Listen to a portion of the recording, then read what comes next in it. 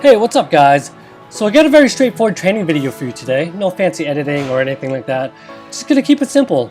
The past few training videos have been highly edited, so I just want to vary things up a bit in case any of you guys don't like all the filters and camera panning and all that stuff. But anyways, let's talk about the training now. This is the 7th week of lower body training on the mass method, and what you're seeing me do here is 5 sets of 5 reps with 265 pounds. And a few people have asked me about my belt, so let's talk about the powerlifting belt for a little bit here. The belt is a very useful tool for lifting. It's not meant for safety. Actually, when injuries occur, it seems like when a belt is involved, injuries are worse. So the point of the belt isn't for increased safety. It's actually to help you lift more weights, more reps, etc. And because you can lift more weight with the belt on, muscle activation in the core is the same or can even be higher than when you're lifting a lighter weight with no belt on. And with the belt on and with higher weights, you're obviously going to be overloading your other muscles a lot more, your quads, your glutes, etc. So a belt is a very useful tool. You just want to make sure that you're using it properly.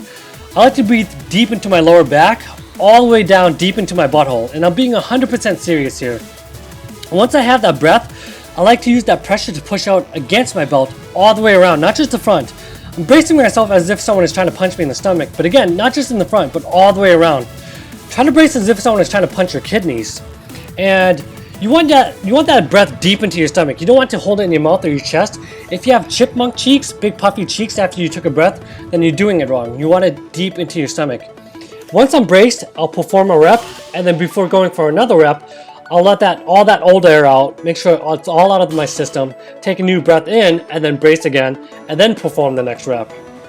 And this is the first time since my injury happened that I can rep out 3 plates again, so I was pretty excited to be under the bar on this day.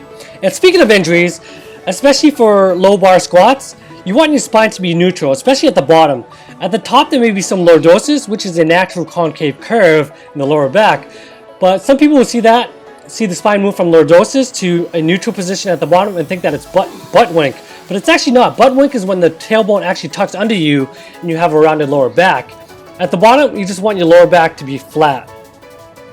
Deadlifts, going back to using a belt, so same thing, you want a big deep breath and to brace all the way around. Because I'm trying to get as much air into me as possible, you'll see me shoot my hips back before each rep, and that's because I can get more air into me that way.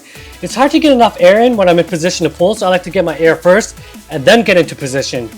Once you have your breath and you're properly braced, don't exhale until you finish your rep.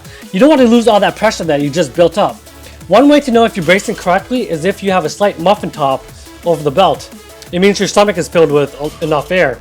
And learning to breathe and brace is a skill on its own, and it takes practice, but it makes a huge difference. You can make something that feels like a 9.5 out of 10 in terms of difficulty and turn it into an 8 out of 10 if you breathe and brace properly. Before I go, one final tip.